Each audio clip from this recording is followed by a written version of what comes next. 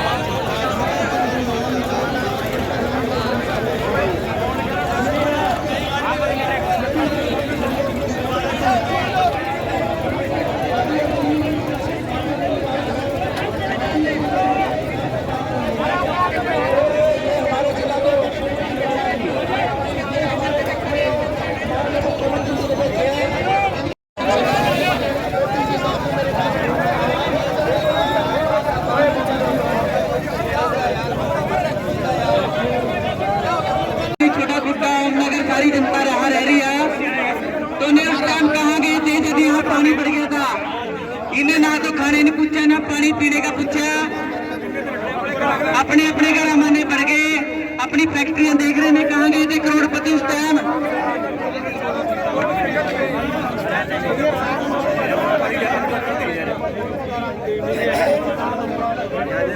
अरे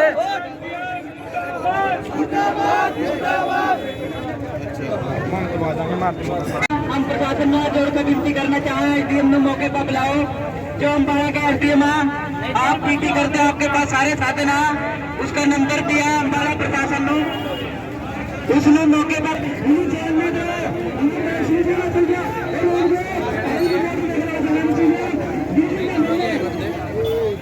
मैं सभी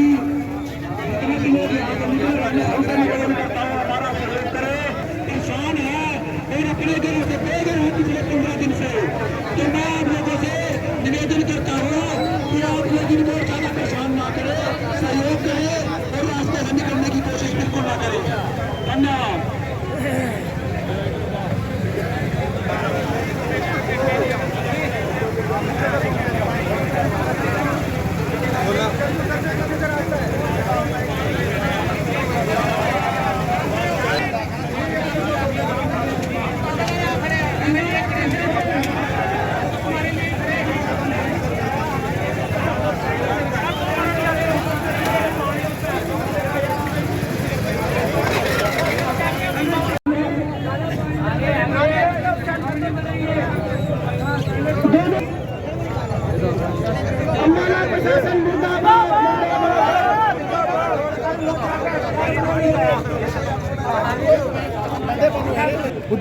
पूंजीपतियों के आगे नहीं करना और अपनी बात मनवानी है। मैं आपके साथ खड़ा हूँ। 30 दिमाग मर तो जाएगा, ये याद रखिए।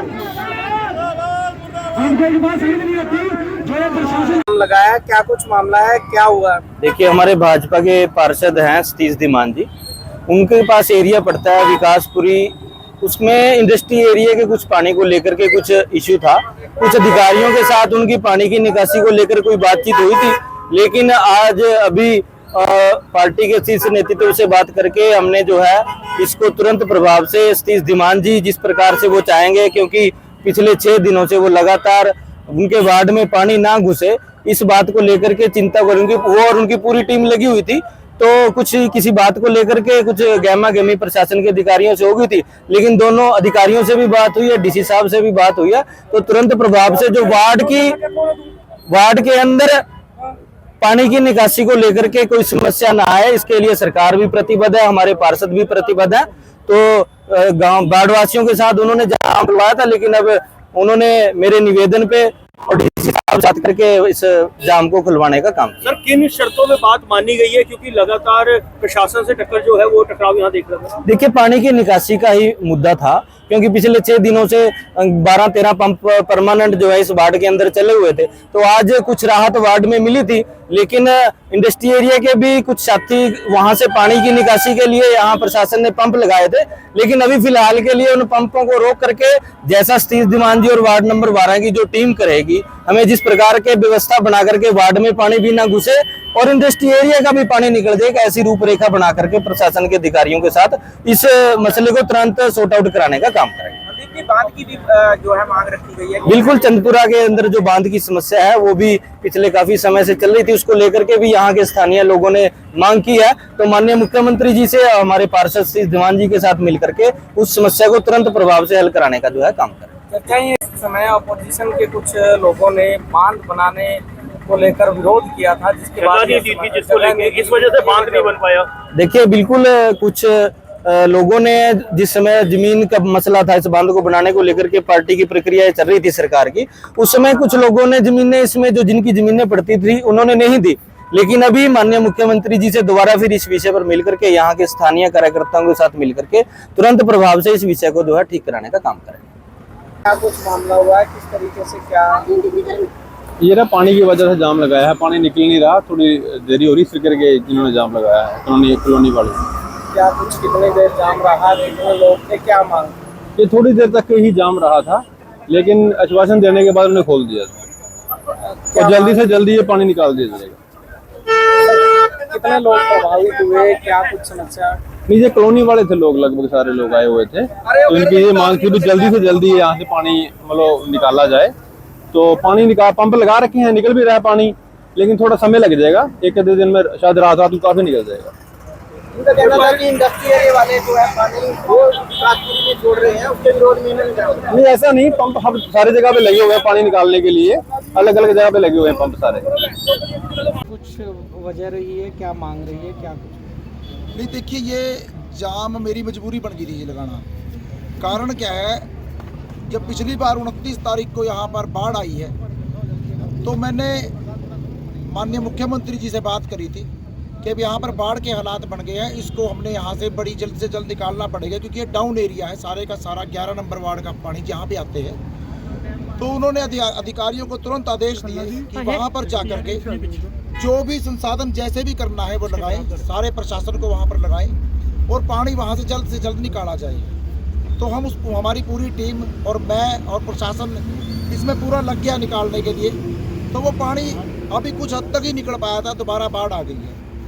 उस बाढ़ के आने से पहले मैंने इनके इरिगेशन डिपार्टमेंट के एक उच्च अधिकारी से बात करी थी। मैंने कहा जी, यहाँ से आपका चंदपुरा में बांध नहीं है और यहाँ से बार बार पानी हमारे वार्ड के अंदर आता है और ये वार्ड पूरे के पूरे 11 नंबर और 12 नंबर वार्ड को तबाह कर देता है, तो इस पर कोई कार्रवाई करे जरूर आप। तो प्रशासन की आंखें बंद रही, अम्बाड़ा प्रशासन निकम्मा रहा इस मामले के अंदर। उसने बिल्कुल भी, उस इरिगेशन डिपार्टमेंट के उच्च अधिकारी ने भी वहाँ पर कोई कार्रवाई नहीं करी। वो पानी फिर वहाँ से निकल के आ गया। आने के बाद यहाँ पर तबाही मच गई। उसके बाद हमने लोगों को अंदर से रेस्क्यू करा, बोट्स मंगाई, प्रशासन यहाँ पूरा सहयोग करने के लिए आया। तो हमने सभी लोगों को यहाँ से बचा करके एक रिसोर्ट के अंदर रखा। रिसोर्ट वाले की भी एक अपनी एक कैपेसिटी थी, एक सीमा थी।